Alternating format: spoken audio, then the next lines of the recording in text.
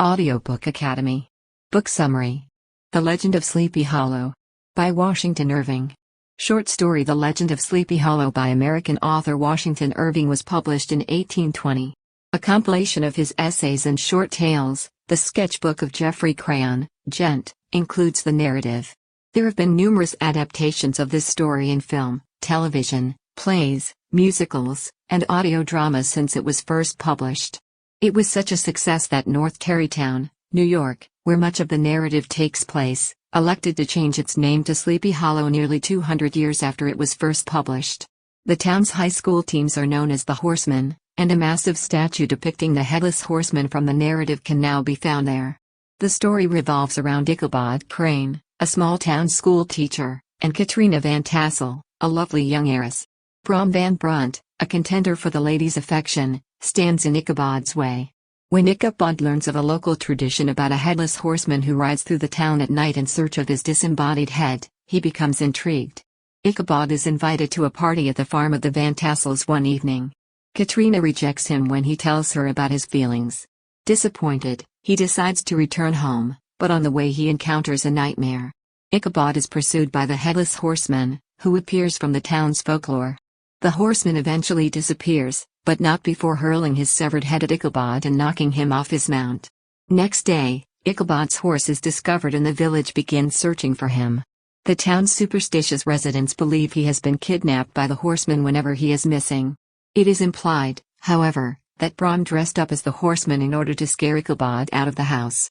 He has never been seen in the town again after this. Sleepy Hollow is where the narrative begins. Between the Tappan Zee and Hudson rivers, a little market town called Tarrytown may be found in this tranquil enclave. There are no exceptions to this rule in Sleepy Hollow, according to the narrator of the narrative. A curse or spell may be to blame, according to the narrator. We've heard that Sleepy Hollow is rife with omens, superstitions, stories, and strange occurrences. The town's most well-known myth is a nighttime horseman who roams the streets without a helmet on his head. There's a good chance the horseman is a relic of the Revolutionary War. Townsfolk assume he's looking for his head because he's spotted dashing around town frequently. Locals call him the Headless Horseman of Sleepy Hollow because of his bald cap and masked face. During the day, the community maintains some semblance of normalcy. Ichabod Crane, the school's new headmaster, hails from Connecticut. He's a strict teacher who believes in using a rod to discipline misbehaving students. Even so, he isn't cruel, and he only uses the rod on youngsters who he considers strong enough to withstand it. Students who are less capable are given additional time and consideration. Ichabod's students adore him, and as was customary at the period, he begs one family per week for lodging and board because his salary is so meager that he cannot afford to live on his own. When he moves from place to place, Ichabod tries to be a good neighbor by working on fields and being generally amiable. Ichabod also works as the town's singing master and earns some additional cash in the process. Sleepy Hollow's parson is regarded as the town's second most intelligent man. As a result, many of the women in town are smitten with Ichabod and dream of marrying him. Ichabod enjoys reading a great deal. Among Cotton Mather's works, the Salem, Massachusetts, parson who presided over the infamous Salem witch trials, wrote a book titled History of New England Witchcraft. Since reading this novel, Ichabod has become a believer in the paranormal. To keep himself from being scared at night, he sings psalms to himself as he walks home from school because he spends so much time reading scary novels. He also enjoys listening to the local housewives retell the tale of the Headless Horseman. Ichabod's singing student Katrina Van Tassel, an 18-year-old who is well known for both her family's wealth and her stunning good looks, is one of the most stunning women in the neighborhood. As the daughter of a wealthy farmer, Katrina receives a lot of attention from suitors who want to marry her. He falls in love with Katrina as he is charmed by her beauty and awed by the wealth of her father. He decides that he has no choice but to get married to her. Katrina, on the other hand, has a number of admirers competing for her devotion. Ichabod faces the greatest danger from one of them, Brom Van Brunt. Brave and fearless Brom is known for his outlandish acts of bravery around town. He is well liked and respected in the community. When Katrina's suitors are threatened by Brom, many of them back out of the race for her affections. Ichabod, on the other hand, is unfazed by Brom. Katrina is being courted more discreetly by him in order to keep the other man from finding out about it. Because Ichabod is Katrina's singing teacher, he is able to woo her while also teaching her how to sing. Ichabod's actions toward Katrina go unnoticed by Katrina's parents. Both men's feelings for Katrina are reciprocated, and a rivalry quickly develops. Despite Brahm's pleas, Ichabod refuses to accept a physical challenge from him, knowing that he will lose. He gets irritated and starts making fun of Ichabod in front of Katrina in an effort to make him seem smaller in Katrina's eyes. Both men have had victories in their long-running rivalry. Ichabod is invited to a meal at the Van Tassel's farm by a messenger. In order to have time to plan the celebration, he sends his children home early from school. Ichabod chooses to ride out to the Van Tassel farm in his nicest, and only, suit, borrowed from the farmer he is now staying with. Gunpowder is an old, ailing horse, but he's still tough as nails and ready for battle. Arriving at the celebration, Ichabod is unharmed. Attendees include a number of prominent farmers and their wives from the local area. Daredevil, Brahm's dangerous horse, is also present. Finally, Ichabod makes it to the gathering unscathed. Attendees include a number of prominent farmers and their wives from the local area. In addition, Brahm is present, bringing his daring equine companion, Daredevil. Katrina and Ichabod have a great time at the dinner and dance the night away. Brahm can only watch the two of them with resentful envy. Some of the older guys began to talk to Ichabod about ghost stories after the dance has concluded. Among the many fables told about the area is that of the Headless Horseman. After meeting the Headless Horseman, Brahm narrates his story. He claims to have volunteered to race the Phantom in exchange for a punch bowl. In spite of this, Ichabod chooses to remain silent. The party ends well into the night. After everyone has left, Ichabod remains to speak with Katrina. When Ichabod leaves the house, he looks disappointed, and the reader must use their imagination to fill in the blanks. The narrator admits they don't know what occurs next. It's safe to believe Katrina was merely using him to confirm her own feelings for Brahm. Ichabod rides his ancient horse back to his farm in the middle of the night. The stories he heard that night come flooding back as he cycles. As he gets closer to Sleepy Hollow's church, the rumored hangout of the Headless Horseman, he starts to feel uneasy and afraid. Even though he makes it past the chapel on foot, his horse abruptly stops when they reach the bridge that spans a small brook. Ichabod spots a towering, black figure in the distance that he can't recognize. He cries out in fear, wanting to know who it is. Gunpowder is still standing stationary with no response. Ichabod begins to sing a psalm with trepidation. The figure, a huge horseman, abruptly moves. Without saying a word, he rides along with Ichabod. Despite Ichabod's best efforts to outrun the horseman effortlessly matches his pace. Ichabod notices the horseman's lack of a head as they pass through a patch of moonlight. To the right of him, his severed head is propped up on the pommel of the saddle. Panicked, Ichabod makes a second attempt to elude the horseman by charging ahead. Instead of scaring his horse, Gunpowder takes an unintentional detour toward Sleepy Hollow's old church.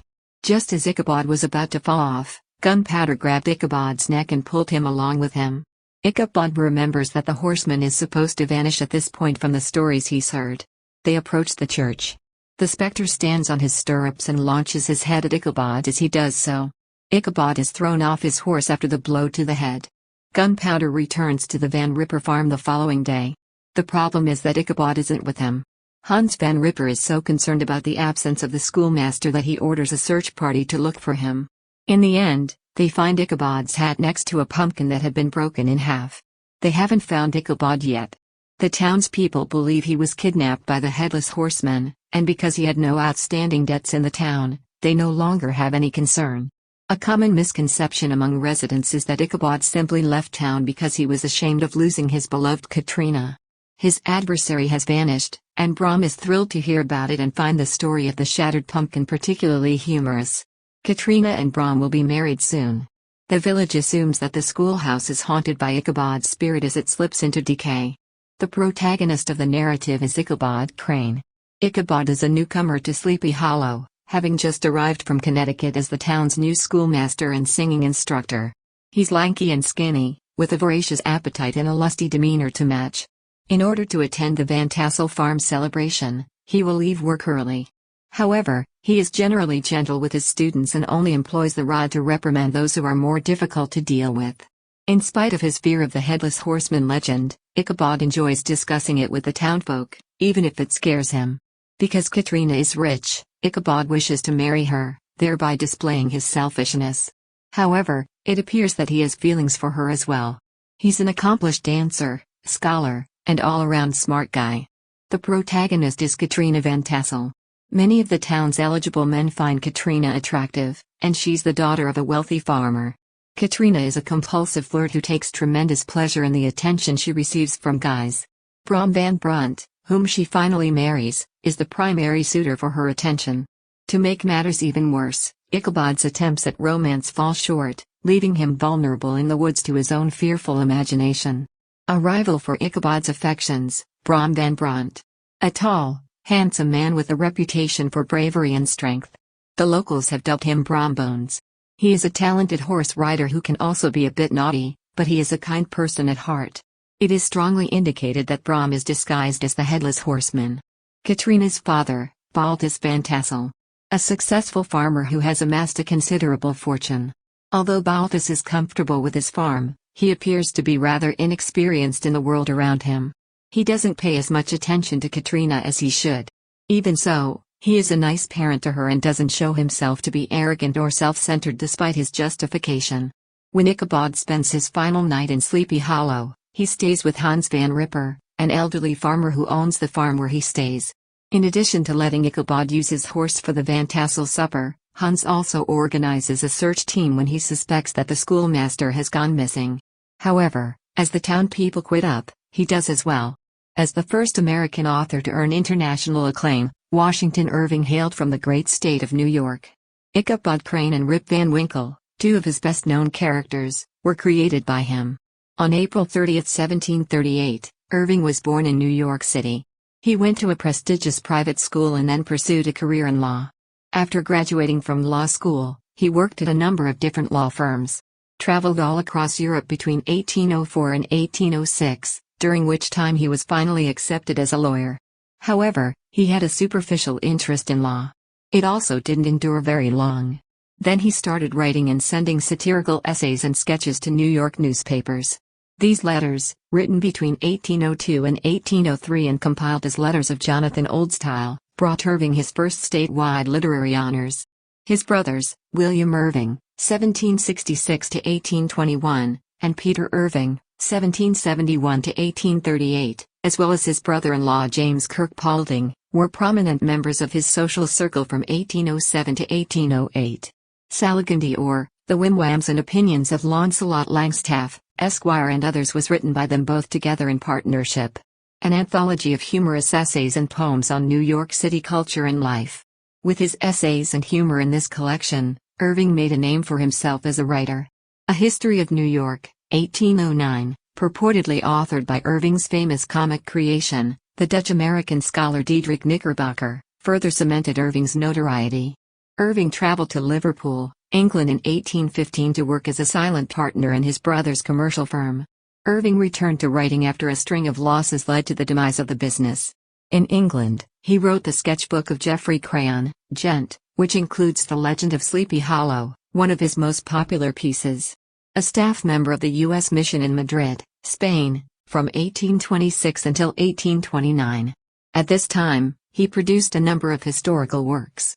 Irving returned to the United States in 1832, after a 17-year absence, and was greeted as a national hero.